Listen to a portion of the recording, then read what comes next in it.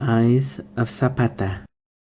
I put my nose to your eyelashes, the skin of the eyelids as soft as the skin of the penis, the collarbone with its fluted wings, the purple knot of the nipple, the dark blue-black color of your sex, the thin legs and long thin feet. For a moment, I don't want to think of your past nor your future, for now you are here, you are mine. Would it be right to tell you what I do each night you sleep here? After your cognac and cigar, after I'm certain you're asleep, I examine at my leisure your black trousers with the silver buttons, 56 pairs on each side. I've counted them. Your embroidered sombrero with its horsehair tassel, the lovely Dutch linen shirt, the fine braid stitching on the border of your charro jacket, the handsome black boots, your tooled gun belt and silver spurs. Are you my general, or only that boy I met at the county fair in San Lazaro? Hands too pretty for a man. Elegant hands, graceful hands, fingers smelling sweet as your Havanas. I had pretty hands once, remember? You used to say I had the prettiest hands of any woman in Cahuutla. Exquisitas, you called them, as if they were something to eat. It still makes me laugh remembering that. Aye, but now look, nicked and split and calloused. How is it the hands get old first? The skin as coarse as the wattle of a hen. It's from the planting in the tlacolol, from the hard man's work I do, clearing the field with the hoe and the machete, dirty work that leaves the clothes filthy, work no woman would do before the war. But I'm not afraid of hard work or of being alone in the hills. I'm not afraid of dying or jail. I'm not afraid of the night like other women who run to the sacristy at the first call of El Gobierno. I'm not other women. Look at you, snoring already. Pobrecito. Sleep, papacito. There. It's only me, Inés. Duerme mi trigueño, mi chulito, mi bebito.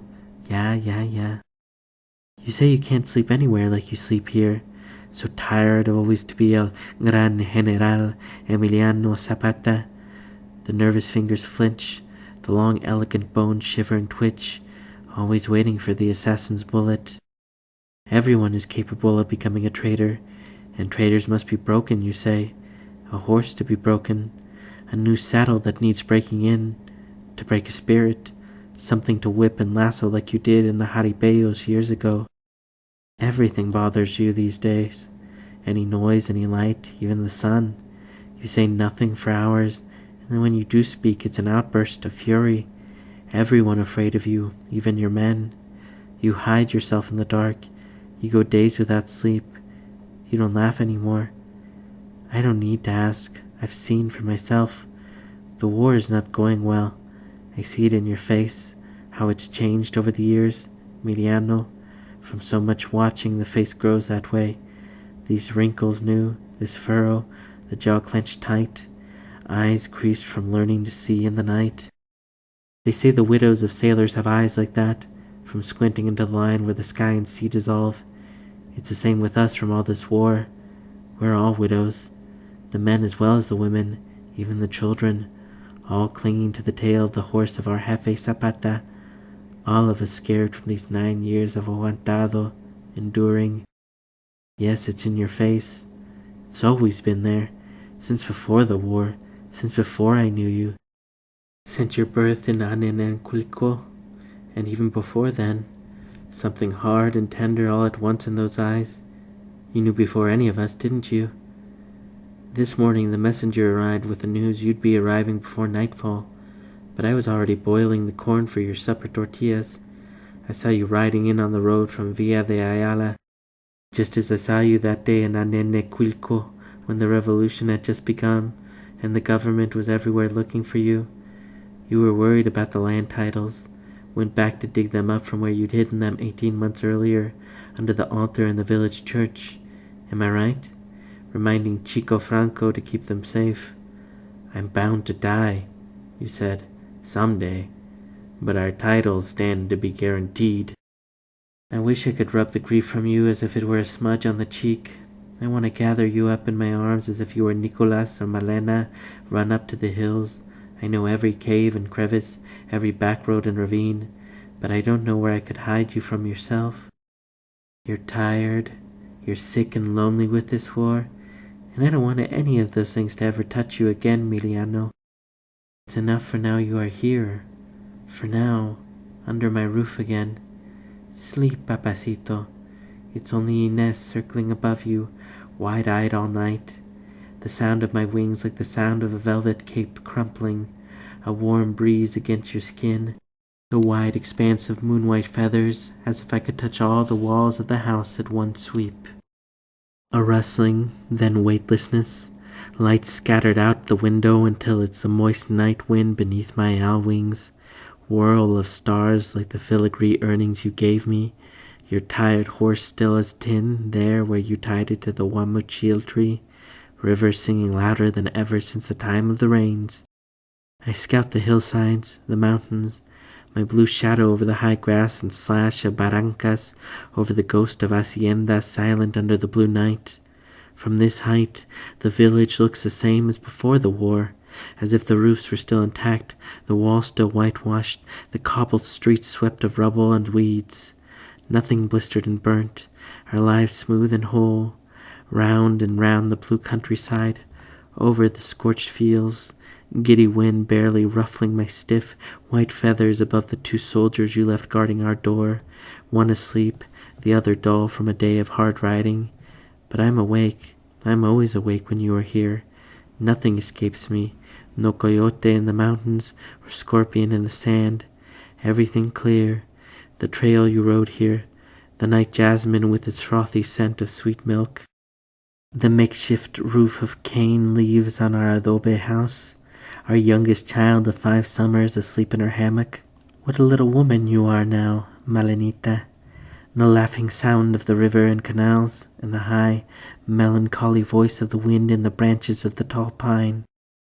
I so circle and glide into the house, bringing the night wind smell with me, fold myself back into my body.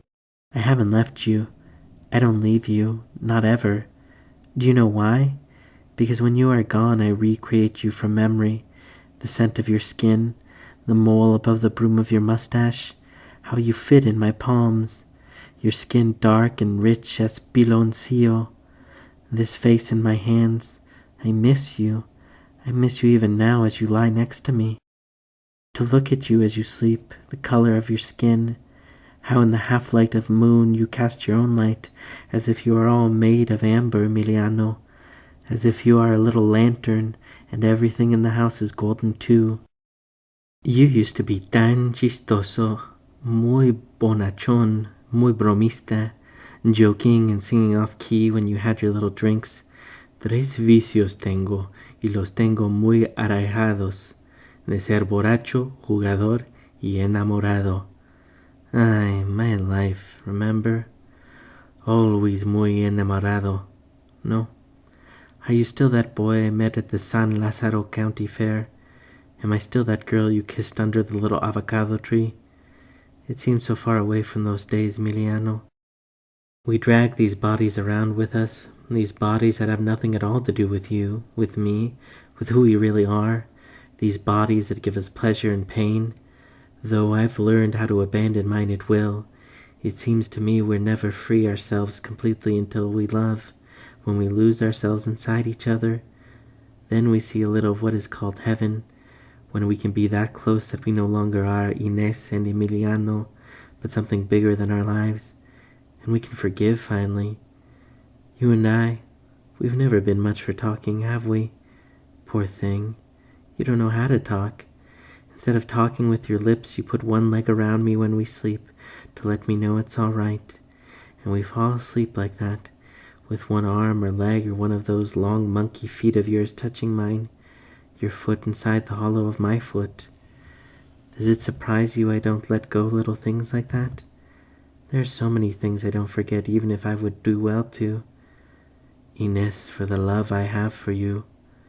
When my father pleaded, you can't imagine how I felt, how a pain entered my heart like a current of cold water, and in that current were the days to come. But I said nothing. Well then, my father said, God help you. You've turned out just like the perra that bore you." Then he turned around, and I had no father. I never felt so alone as that night. I gathered my things in my rebozo and ran out into the darkness to wait for you by the jacaranda tree. For a moment all my courage left me. I wanted to turn around, call out, "Appa," beg his forgiveness, and go back to sleeping on my petate against the cane rush wall, waking before dawn to prepare the corn for the day's tortillas. Perra. That word, the way my father spat it, as if in that one word I were betraying all the love he had given me all those years, as if he were closing all the doors to his heart. Where could I hide from my father's anger? I could put out the eyes and stop the mouths of all saints that wagged their tongues at me, but I could not stop my heart from hearing that word, perra. My father, my love, who would have nothing to do with me. You don't like me to talk about my father, do you? I know. You and he never will. Remember that thick scar across his left eyebrow, kicked by a mule when he was a boy? Yes, that's how it happened. Tia Chucha said it was the reason he sometimes acted like a mule. But you're as stubborn as he was, aren't you? And no mule kicked you. It's true, he never liked you, since the days you started buying and selling livestock all through the rancheritos. By the time you were working the stables in Mexico City, there was no mentioning your name, because you'd never slept under a thatched roof, he said, because you were a charro and didn't wear the cotton whites of the campesino. Then he'd mutter, loud enough for here, "That one doesn't know what it is to smell his own shit." I always thought you and he made such perfect enemies because you were so much alike. Except unlike you, he was useless as a soldier. I never told you how the government forced him to enlist. Up in Guanajuato is where they sent him when you were busy with the Carrancistas, and Pancho Villa's boys were giving everyone a rough time up north. My father, who'd never been farther than Amecameca, gray-haired and broken as he was, they took him. It was during the time the dead were piled up on the street corners like stones, when it wasn't safe for anyone, man or woman, to go out into the streets. There was nothing to eat, Tia Chucha sick with a fever, and me taking care of us all. My father said better he should go to his brother Fulgencio's in Tenexapan and see if they had corn there. "Take Melinita," they said. "With a child they won't bother you." And so my father went out toward Tenexapan, dragging Melinita by the hand. But when night began to fall and they hadn't come back, well, imagine. It was the widow Elpidia who knocked on our door with Melinita howling and with the story they'd taken the men to the railroad station, south to the work camps, or north to fight. Tia Chucha asked. "If God wishes," I said, "he'll be safe." And that night Tia Chucha and I dreamt his dream.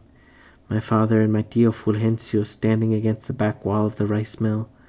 Who lives? But they don't answer, afraid to give the wrong viva. Shoot them, discuss politics later. At the moment the soldiers are about to fire, an officer, an acquaintance of my father's from before the war, rides by and orders them set free. Then they took my father and my Tio Fulgencio to the train station, shuttled them into boxcars with others, and didn't let them go until they reached Guanajuato, where they were each given guns and orders to shoot at the Villistas. With the fright of the firing squad and all, my father was never the same. In Guanajuato he had to be sent to the military hospital where he suffered a collapsed lung. They removed 3 of his ribs to cure him, and when he was finally well enough to travel, they sent him back to us. All through the dry season my father lived on like that, with a hole in the back of his chest from which he breathed. Those days I had to swab him with a sticky pitch pine and wrap him each morning in clean bandages. The opening oozed a spittle like the juice of the prickly pear, sticky and clear, and with a smell both sweet and terrible, like magnolia flowers rotting on the branch. We did the best we could to nurse him, my Tia Chucha and I. Then one morning a shakalaka flew inside the house and battered against the ceiling. It took both of us with blankets and the brooms to get it out. We didn't say anything, but we thought about it for a long time. Before the next new moon I had a dream I was in a church praying a rosary. But what I held between my hands wasn't my rosary with the glass beads, but one of human teeth. I let it drop, and the teeth bounced across the flagstones like pearls from a necklace. The dream and the bird were sign enough. When my father called my mother's name one last time and died, the syllables came out and sucked and coughed from that other mouth like a drowned man's, and he expired finally in one last breath from that opening that killed him. We buried him like that, with his 3 missing ribs wrapped in a handkerchief my mother had embroidered with his initials and with the hoof mark of the mule under his left eyebrow. For 8 days people arrived to pray the rosary. All the priests had long since fled. We had to pay a rezandero to say the last rites. Tia Chucha laid the cross of lime and sand and set out flowers and a votive lamp. On the 9th day, my tia raised the cross and called out my father's name, Remigio Alfaro, and my father's spirit flew away and left us. But suppose he won't give us permission. That old goat will be dead by the time he gives us permission. Better we just run off. He can't be angry forever. Not even on his deathbed did he forgive you. I suppose you've never forgiven him either for calling in the authorities. I'm sure he only meant for them to scare you a little, to remind you of your obligations to me since I was expecting your child. Who could imagine they would force you to join the cavalry? I can't make apologies on my father's behalf, but, well, what were we to think, Miliano? Those months you were gone, hiding out in Puebla because of the protest signatures, the political organizing, the work in the village defense. Me as big as a boat, Nicolas waiting to be born at any moment, and you nowhere to be found, and no money sent, and not a word. I was so young I didn't know what else to do but abandon our house of stone and adobe and go back to my father's. Was I wrong to do that? You tell me. I could endure my father's anger, but I was afraid for the child. I placed my hand on my belly and whispered, "Child, be born when the moon is tender. Even a tree must be pruned under the full moon so it will grow strong." And at the next full moon I gave light. Tia Chucha holding up our handsome, strong-lunged boy. 2 planting seasons came and went, and we were preparing for the 3rd when you came back from the cavalry and met your son for the first time. I thought you'd forgotten all about politics and we could go on with our lives. But by the end of the year, you were already behind the campaign to elect Patricio Leiva governor, as if all the troubles with the government, with my father, had meant nothing. You gave me a pair of gold earrings as a wedding gift, remember? I never said I'd marry you, Ines. Never. 2 filigree hoops with tiny flowers and fringe. I buried them when the government came and went back for them later. But even these I had to sell when there was nothing to eat but boiled corn silk. They were the last things I sold. Never. It made me feel a little crazy when you hurled that at me, that word with all its force. But Miliano, I thought. You were foolish to have thought then. That was years ago. We're all guilty of saying things we don't mean. I never said. I know. You don't want to hear it. What am I to you now, Miliano? When you leave me, when you hesitate, hover? The last time you gave a sigh that would fit into a spoon, what did you mean by that? If I complain about these women concerns of mine, I know you'll tell me, Ines, these aren't times for that. Wait until later. But Miliano, I'm tired of being told to wait. You don't understand. Even if you had the words, you could never tell me. You don't know your own heart, men. Even when you were speaking with it in your hand. I have my livestock, a little money my father left me. I'll set up a house for us in Cautla of stone and adobe. We can live together, and later we'll see. Nicolas is crazy about his 2 cows, La Fortuna y La Paloma, because he's a man now, you said, when you gave him his birthday present. When you were 13, you were already buying and reselling animals throughout the ranches. To see if a beast is a good worker, you must tickle it on the back, no? If it can't bother itself to move, well then it's lazy and won't be of any use. See, I've learned that much from you. Remember the horse you found in Cuernavaca? Someone had hidden it in an upstairs bedroom, wild and spirited from being penned so long. She had poked her head from between the gold fringe of velvet drapery just as you rode by, just at that moment. A beauty like that making her appearance from a balcony, like a woman waiting for her serenade. You laughed and joked about that, and named her La Coquetona, remember? La Coquetona, yes. When I met you at the county fair in San Lazaro, everyone knew you were the best man with horses in the state of Morelos. All the hacienda owners wanted you to work for them, even as far as Mexico City. A charro among charros. The livestock, the horses bought and sold, planting a bit when things were slow. Your brother Eufemio borrowing time and time again because he'd squandered every peso of his inheritance. But you've always prided yourself in being independent, no? You once confessed one of the happiest days of your life was the watermelon harvest that produced the 600 pesos. And my happiest memory? The night I came to live with you, of course. I remember how your skin smelled sweet as the rind of a watermelon, like the fields after it has rained. I wanted my life to begin there, at that moment, when I balanced that thin boy's body of yours on mine, as if you were made of balsa, as if you were boat and I river. The days to come, I thought, erasing the bitter sting of my father's goodbye. There's been too much suffering, too much of our hearts hardening and drying like corpses. We've survived, eaten grass and corn cobs and rotten vegetables. And the epidemics have been as dangerous as the federales, the deserters, the bandits. 9 years. In Cautla, it stank from so many dead. Nicolas would go out to play with the bullet shells he'd collected, or to watch the dead being buried in trenches. Once 5 federal corpses were piled up in the Zocalo. We went through their pockets for money, jewelry, anything we could sell. When they burned the bodies, the fat ran off them in streams, and they jumped and wiggled as if they were trying to sit up. Nicolas had terrible dreams after that. I was too ashamed to tell him I did too.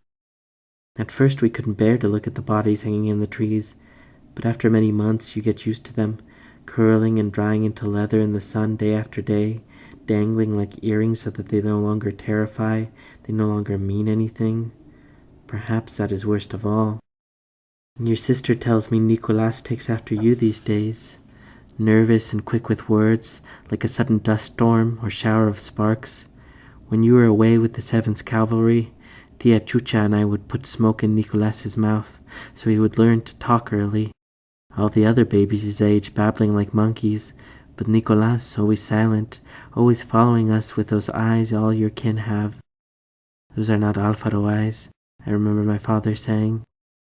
The year you came back from the cavalry, you sent for us, me and the boy, and we lived in the house of stone and adobe. From your silences, I understood I was not to question our marriage. It was what it was, nothing more.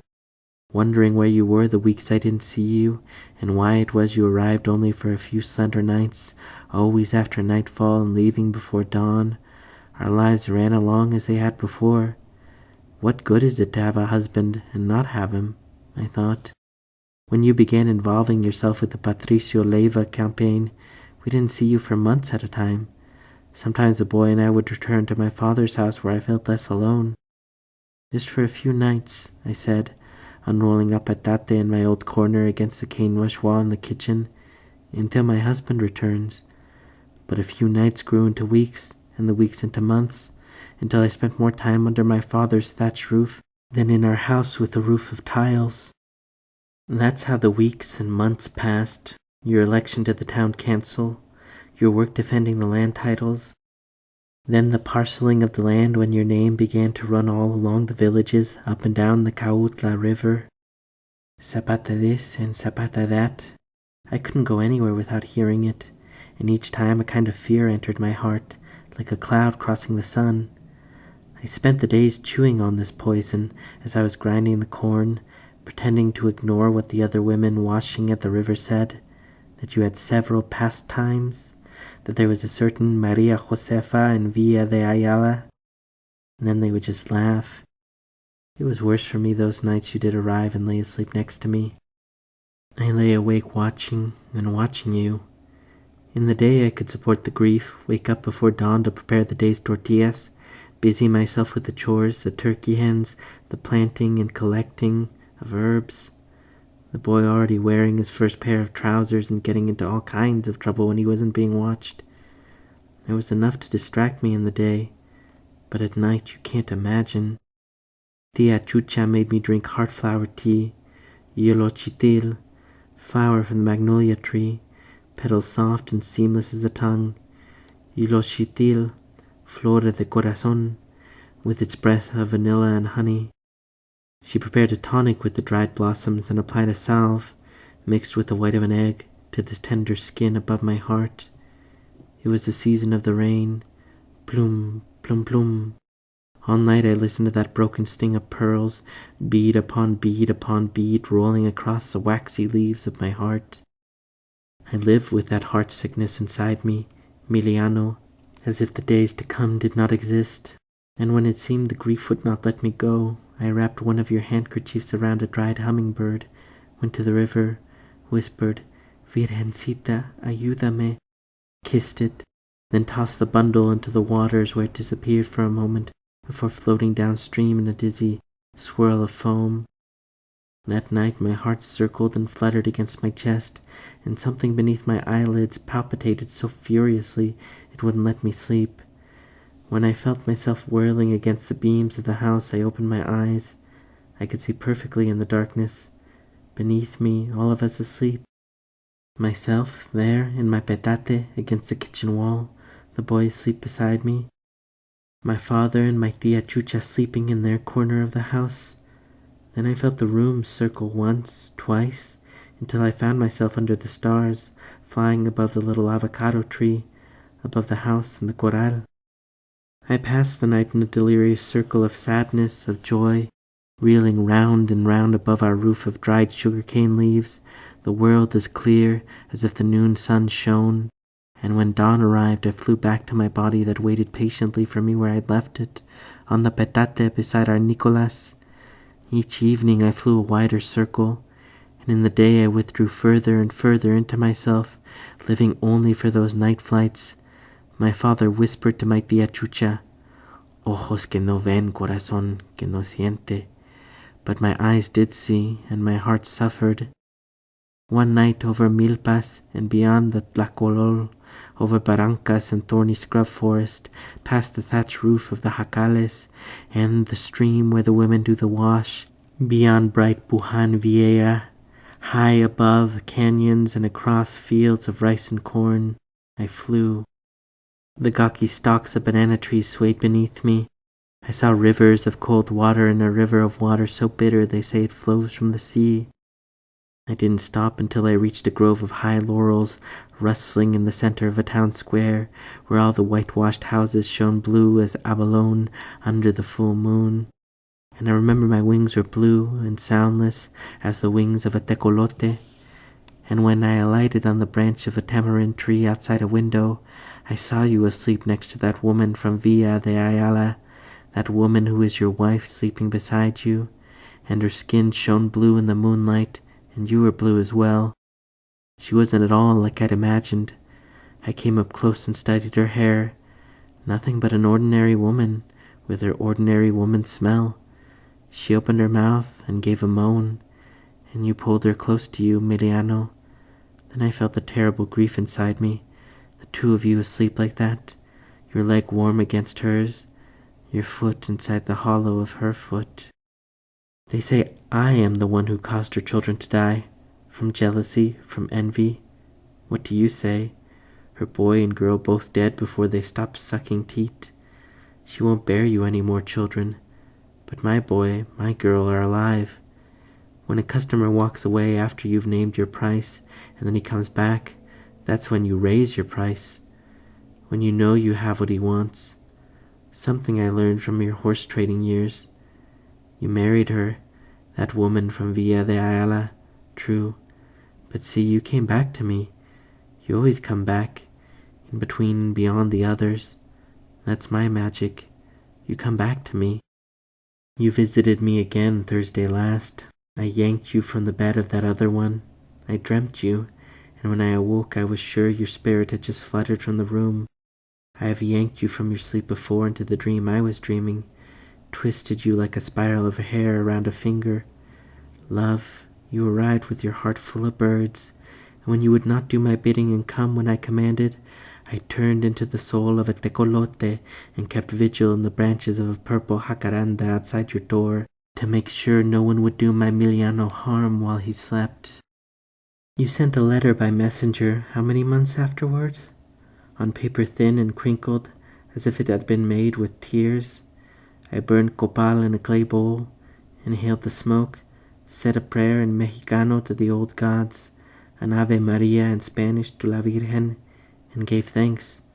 You were on your way home to us, the house of stone and adobe aired and swept clean, the night sweet with the scent of candles that had been burning continually since I saw you in the dream. Some time after Nicolas had fallen asleep, the hoof beats, a silence between us like a language. When I held you, you trembled, the tree in rain. Ay, Emiliano, I remember that, and it helps the days pass without bitterness. What did you tell her about me? That was before I knew you, Josefa. That chapter of my life with Inez Alvaro is finished. But I'm a story that never ends. Pull one string and the whole cloth unravels. Just before you came for Nicolas, he fell ill with the symptoms of the jealousy sickness, big boy that he was. But it was true. I was with child again. Malena was born without making a sound, because she remembered how she had been conceived, nights tangled around each other like smoke. You and Villa were marching triumphantly down the streets of Mexico City, your hat filled with flowers the pretty girls tossed at you, and the brim sagging under the weight like a basket. I named our daughter after my mother, Maria Elena, against my father's wishes. You have your pastimes. That's how it's said, no? Your many pastimes. I know you take to your bed women half my age, women the age of our Nicolas. You've left many mothers crying, as they say. They say you have 3 women in Jojutla, all under one roof, and that you women treat each other with a most extraordinary harmony, sisters in a cause who believe in the greater good of the revolution. I say they can all go to hell, those newspaper journalists and the mothers who bore them. Did they ever ask me? These stupid country girls, how can they resist you? The magnificent Zapata in his elegant charro costume, riding a splendid horse, your wide sombrero a halo around your face. You're not a man for them. You're a legend, a myth, a god. But you are as well my husband, albeit only sometimes. How can a woman be happy in love? To love like this, to love as strong as we hate. That is how we are, the women of my family. We never forget a wrong. We know how to love, and we know how to hate. I've seen your other children in the dreams. Maria Luisa, from that Gregoria Zuniga, in Quilamula, after her twin sister Luz died, on you childless. Diego, born in Tlatizapan, of that woman who calls herself Misas Jorge Pinheiro. Ana Maria, in Cuautla, from that she-goat Petra Torres. Mateo, son of that nobody, Jesusa Perez, of Temilpa. All your children born with those eyes of Zapata. I know what I know, how you sleep cradled in my arms, how you love me with a pleasure close to sobbing, how I still the trembling in your chest and hold you until those eyes look into mine. Your eyes, your eyes, eyes with teeth, terrible as obsidian, the days to come in those eyes, el porvenir, the days gone by, and beneath that fierceness something ancient and tender as rain.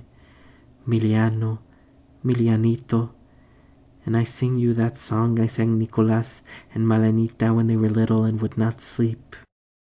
Seasons of war, a little half-peace now and then war and war again, running up to the hills when the federales come, coming back down when they've gone. Before the war, it was the caciques who were after the young girls and the married women. They had their hands on everything, it seems, the land, the law, women. Remember when they found that desgraciado Policarpo Cisneros in the arms of the Quintero girl? Virgen Purísima! She was only a little thing of 12 years, and he what? At least 80, I imagine. Desgraciados, all members of one army against us, no? The federales, the caciques, one as bad as the other, stealing our hens, stealing the women at night. What long, sharp howls the women would let go when they carried them off. The next morning the women would be back, and we would say, Buenos dias, as if nothing had happened. Since the war began, we've gotten used to sleeping in the corral, or in the hills, in trees, and caves with the spiders and scorpions. We hide ourselves as best we can when the federales arrive, behind rocks or in barrancas, or in the pine and tall grass when there's nothing else to hide behind. Sometimes they build a shelter for us with cane branches in the mountains. Sometimes the people of the cold lands give us boiled water sweetened with cane sugar, and we stay until we can gather a little strength, until the sun has warmed our bones and it is safe to come back down.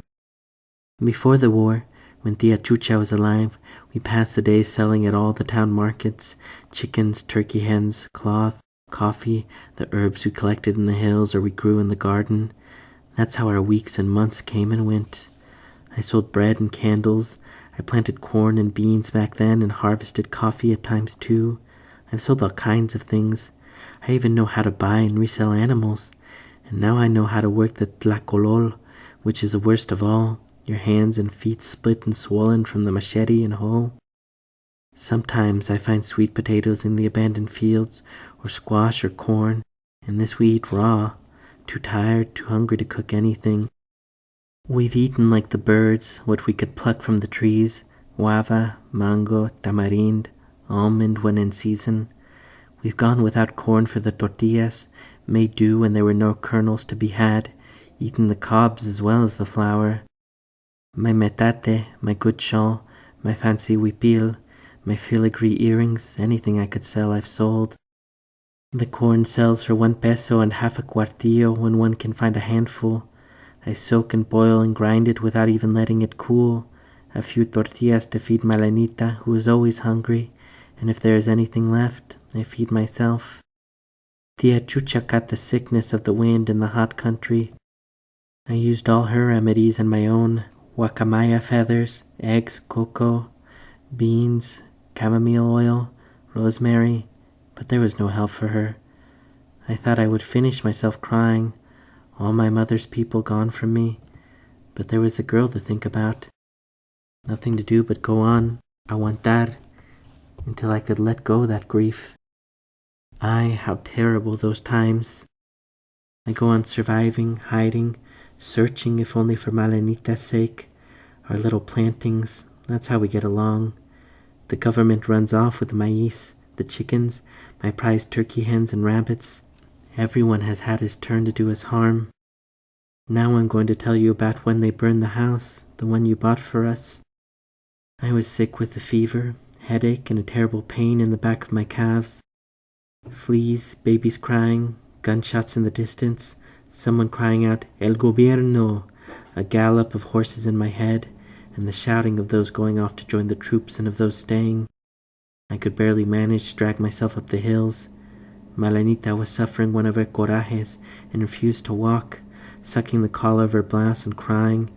I had to carry her on my back with her little feet kicking me all the way until I gave her half of a hard tortilla to eat and she forgot about her anger and fell asleep. By the time the sun was strong and we were far away enough to feel safe, I was weak. I slept without dreaming, holding Malenita's cool body against my burning. When I woke, the world was filled with stars, and the stars carried me back to the village and showed me. It was like this. The village did not look like our village. The trees, the mountains against the sky, the land, yes, that was still as we remembered it. But the village was no longer a village. Everything pocked and in ruins. Our house with its roof tiles gone, the walls blistered and black, pots, pans, jugs, dishes axed into shards, our shawls and blankets torn and trampled, the seed we had left, what we'd saved and stored that year, scattered, the birds enjoying it. Hens, cows, pigs, goats, rabbits, all slaughtered. Not even the dogs were spared and were strung from the trees. The Carrancistas destroyed everything, because as they say, even the stones here are Zapatistas. And what was not destroyed was carried off by their women, who descended behind them like a plague of vultures to pick us clean. It's her fault, the villagers said when they returned. Nahual, bruja. Then I understood how alone I was. Emiliano, what I'm about to say to you now, only to you do I tell it. No one else have I confessed it. It's necessary I say it. I won't rest until I undo it from my heart. They say when I was a child, I caused a hailstorm that ruined the new corn. When I was so young, I don't even remember. In Tetelcingo, that's what they say. That's why the years the harvest was bad and the time especially hard, they wanted to burn me with green wood. It was my mother they killed instead, but not with green wood. When they delivered her to our door, I cried until I finished myself crying. I was sick for several days, and they say I vomited worms, but I don't remember that. Only the terrible dreams I suffered during the fever. My tia Chucha cured me with branches from the pepper tree and with the broom, and for a long time afterwards my legs felt as if they were stuffed with rags, and I kept seeing little purple stars winking and whirling just out of reach. It wasn't until I was well enough to go outside again that I noticed the crosses of the pressed pericon flowers on all the village doorways and in the milpa too. From then on, the villagers avoided me, as if they meant to punish me by not talking, just as they'd punished my mother with those words that thumped and thudded like the hail that killed the corn.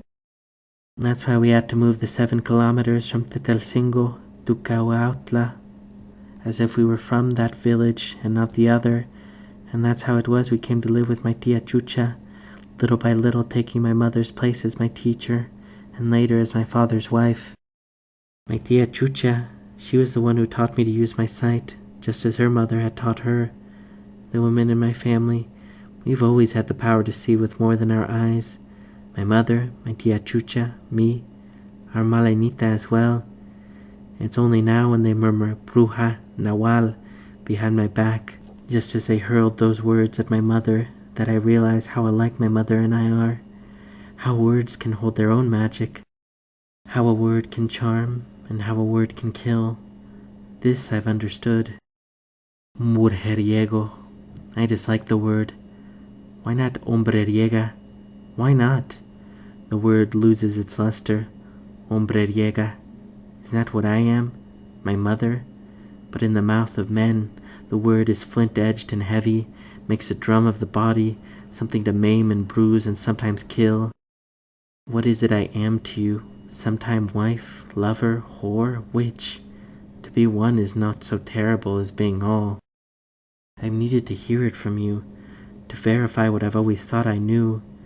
You'll say I've gone crazy from living on dried grass and corn silk, but I swear I've never seen more clearly than these days. Ay, Emiliano, don't you see? The wars begin here, in our hearts and in our beds. You have a daughter. How do you want her treated? Like you treated me?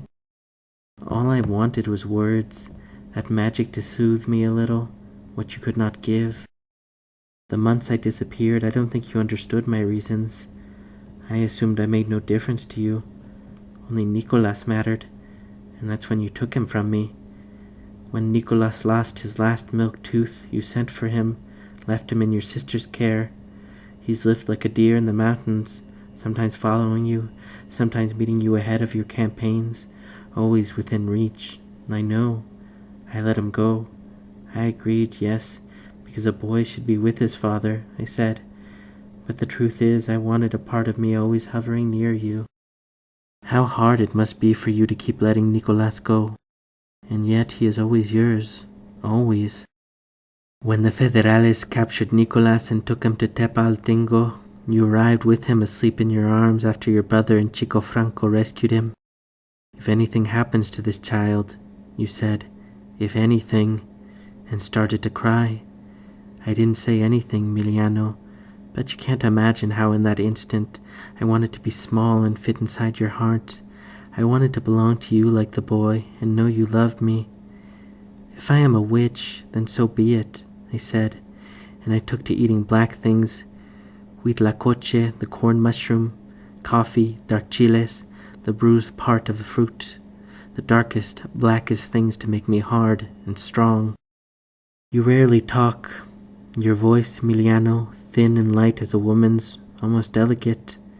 Your way of talking is sudden, quick like water leaping, and yet I know what that voice of yours is capable of.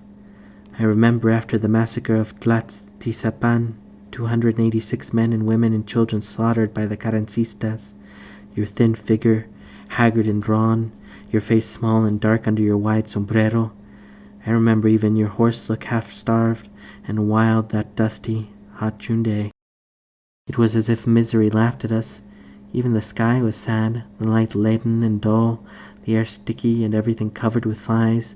Women filled the streets searching among the corpses for their dead. Everyone was tired, exhausted from running from the Carrancistas.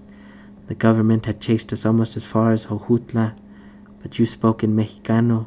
You spoke to us in our language with your heart in your hand, Emiliano, which is why we listened to you. The people were tired, but they listened, tired of surviving, of living, of enduring. Many were deserting and going back to their villages. If you don't want to fight any more, you said, we'll all go to the devil. What do you mean you are tired? When you elected me, I said I would represent you if you backed me, but now you must back me. I've kept my word. You wanted a man who wore pants, and I've been that man. And now if you don't mean to fight, well then, there's nothing I can do. We were filthy, exhausted, hungry, but we followed you. Under the little avocado tree behind my father's house is where you first kissed me. A crooked kiss, all wrong, on the side of the mouth. You belong to me now, you said, and I did. The way you rode in the morning of the San Lazaro fair on a pretty horse as dark as your eyes. The sky was sorrel-colored, remember? Everything swelled and smelled of rain. A cool shadow fell across the village. You were dressed all in black as is your custom. A graceful, elegant man, thin and tall. You wore a short black linen charro jacket, black trousers of cashmere adorned with silver buttons, and a lavender shirt knotted at the collar with a blue silk neckerchief. Your sombrero had a horsehair braid and tassel, and a border of carnations embroidered along the wide brim in gold and silver threads. You wore the sombrero set forward, not at the back of the head as others do, so it would shade those eyes of yours, those eyes that watched and waited. Even then I knew it was an animal to match mine. Suppose my father won't let me? We'll run off. He can't be angry for always. Wait until the end of the harvest. You pulled me toward you under the little avocado tree and kissed me, a kiss tasting of warm beer and whiskers. You belong to me now. It was during the plum season we met. I saw you at the country fair at San Lazaro. I wore my braids up away from the neck with bright ribbons, my hair freshly washed and combed with oil prepared with the ground bone of the mamey, and the neckline of my huipil, a white one, I remembered, showed off my neck and collarbones. You were riding a fine horse, silver saddled with a fringe of red and black silk tassels, and your hands, beautiful hands, long and sensitive, rested lightly on the reins. I was afraid of you at first, but I didn't show it. How pretty you made your horse prance. You circled when I tried to cross the Zocalo, I remember. I pretended not to see you until you rode your horse in my path, and I tried to dodge one way, then the other, like a calf in a jaripeo. I could hear the laughter of your friends from under the shadows of the arcades, and when it was clear there was no avoiding you, I looked up at you and said, with your permission. You did not insist. You touched the brim of your hat and let me go, and I heard your friend Francisco Franco, the one I would later know as Chico, say small, but bigger than you, Emiliano. So is it a yes? I didn't know what to say. I was still so little, just laughed, and you kissed me like that on my teeth. Yes? And pressed me against the avocado tree. No, is it? And I said yes, then I said no, and yes, your kisses arriving in between. Love? We don't say that word. For you it has to do with stroking with your eyes what catches your fancy, then lassoing and harnessing and corralling, yanking home what is easy to take. But not for me, not from the start. You were handsome, yes, but I didn't like handsome men, thinking they could have whomever they wanted. I wanted to be then the one you could not have.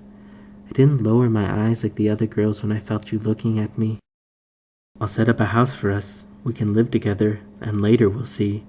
But suppose one day you leave me. Never. Wait at least until the end of the harvest. I remember how your skin burned to the touch, how you smelled of lemongrass and smoke. I balanced that thin boy's body of yours on mine. Something undid itself, gently, like a braid of hair unraveling. And I said, "Ay, mi chulito, mi chulito, mi chulito," over and over. Mornings and nights I think your scent is still in the blankets. Wake remembering you are tangled somewhere between the sleeping and the waking. The scent of your skin, the mole above the broom of your thick mustache, how you fit in my hands.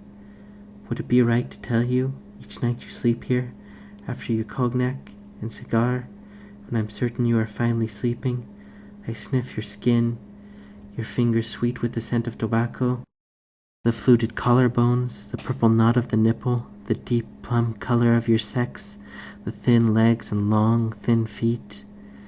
I examine at my leisure your black trousers with the silver buttons, the lovely shirt, the embroidered sombrero, the fine braid stitching on the border of your charro jacket, admire the workmanship, the spurs, leggings, the handsome black boots, and when you are gone I recreate you from memory, rub warmth into your fingertips, take that dimpled chin of yours between my teeth. All the parts are there except your belly. I want to rub my face in its color, say no, no, no. I feel its warmth from my left cheek to the right, run my tongue from the hollow in your throat, between the smooth stones of your chest, across the trail of down below the navel, lose myself in the dark scent of your sex, to look at you as you sleep, the color of your skin, how in the half-light of the moon you cast your own light, as if you were a man made of amber. Are you my general, or only my Milanito? I don't know what you say. You don't belong to me, nor to that woman from Villa de Ayala. You don't belong to anyone, no, except the land, la madre tierra que nos mantiene y cuida, every one of us. I rise high and higher, the house shutting itself like an eye. I fly farther than I've ever flown before, farther than the clouds, farther than our Lord Sun, husband of the moon, till all at once I look beneath me and see our lives, clear and still, far away and near, and I see our future and our past, Emiliano, one single thread already lived and nothing to be done about it, and I see the face of the man who will betray you, the place and the hour, the gift of a horse the color of gold dust, a breakfast of warm beer swirling in your belly, the hacienda gates opening, the pretty bugles doing the honors, tirili, tiri, bullets like a sudden shower of stones, and in that instant a feeling of relief almost, and loneliness, just like that other loneliness of being born. And I see my clean huipil and my silk Sunday shawl, my rosary placed between my hands, and a palm cross that has been blessed. 8 days people arriving to pray, and on the 9th day the cross of lime and sand raised, and my name called out, Inés Alfaro, the twisted neck of a rooster, pork tamales wrapped in corn leaves, the masqueraders dancing, the men dressed as women, the women as men, violins, guitars, one loud drum. And I see other faces and other lives, my mother in a field of Kempoaxitil flowers with a man who is not my father, her rebozo de bolitas spread beneath them, the smell of crushed grass and garlic, how, at a signal from her lover, the others descend, the clouds scurrying away, a machete's sharp cane stake greased with lard and driven into the earth, how the men gather my mother like a bundle of corn, her sharp cry against the infinity of sky when the cane stake pierces her, how each waiting his turn grunts words like hail that splits open the skin, just as before they whisper the words of love. And the star of her sex opened at the sky, clouds moving soundlessly, and the sky changing colors, hours, eyes still fixed on the clouds the morning they find her, braids undone, a man's sombrero tipped on her head, a cigar in her mouth, as if to say, this is what we do to women who try to act like men. The small black bundle that is my mother delivered to my father's door. My father, without a who or how, he knows as well as everyone. How the sky let go a storm of stones, the corn harvest ruined, and how we moved from Tetalcingo to my tia Chucha's in Coatla, and I see our children, Malenita with her twins who will never marry, 2 brave solteronas living out their lives selling herbs in La Merced in Mexico City. And our Nicolas, a grown man, the grief and shame Nicolas will bring to the Zapata name when he kicks up a fuss about the parcel of land the government gives him, how it isn't enough, how it's never enough, how the son of a great man should not live like a peasant. The older Anequilans shaking their heads when he sells the Zapata name to the PRI campaign. And I see the ancient land titles of smoky morning they are drawn up in Nahuatl and recorded on tree bark paper. Conceded to our pueblo the 25th of September of 1607 by the Viceroy of New Spain. The land grants that prove the land has always been our land. And I see that dappled afternoon in Anequilco when the government has begun to look for you. And I see you unearth the strong box buried under the main altar of the village church and hand it to Chico Franco. If you lose this, I'll have you dangling from the tallest tree, compadre. Not before they fill me with bullets, Chico said and laughed. In the evening, already as an old man, in the canyon of the wolves, Chico Franco running and running, old wolf, old cunning, the government men Nicolas sent shouting behind him, his sons, Virulo and Julian, young, crumpled on the cool courtyard tiles like buhanivia blossoms, and how useless it all is, because the deeds are buried under the floorboards of a peluqueria named La Providencia, and no one knowing where they are after the bullets pierce Chico's body. Nothing better or worse than before, and nothing the same or different. And I see rivers of stars in the wide sea with its sad voice, and emerald fish fluttering on the sea bottom, glad to be themselves, and bell towers and blue forests, and a store window filled with hats, a burnt foot like the inside of a plum, a lace comb with two knits, the lace hem of a woman's dress, the violet smoke from a cigarette, a boy urinating into a tin, the milky eyes of a blind man, the chipped finger of a San Isidro statue, the tawny bellies of dark women giving life, and more lives, and more blood, those being born as well as those dying, the ones who ask questions and the ones who keep quiet, the days of grief and all the flower colors of joy. Ay, papacito, cielito de mi corazón. Now the burros are complaining, the rooster beginning his cries. Morning already? Wait, I want to remember everything before you leave me. How you looked at me in the San Lazaro Plaza. How you kissed me under my father's avocado tree. Nights you loved me with a pleasure close to sobbing. How I stilled the trembling in your chest and held you, Miliano, Milianito.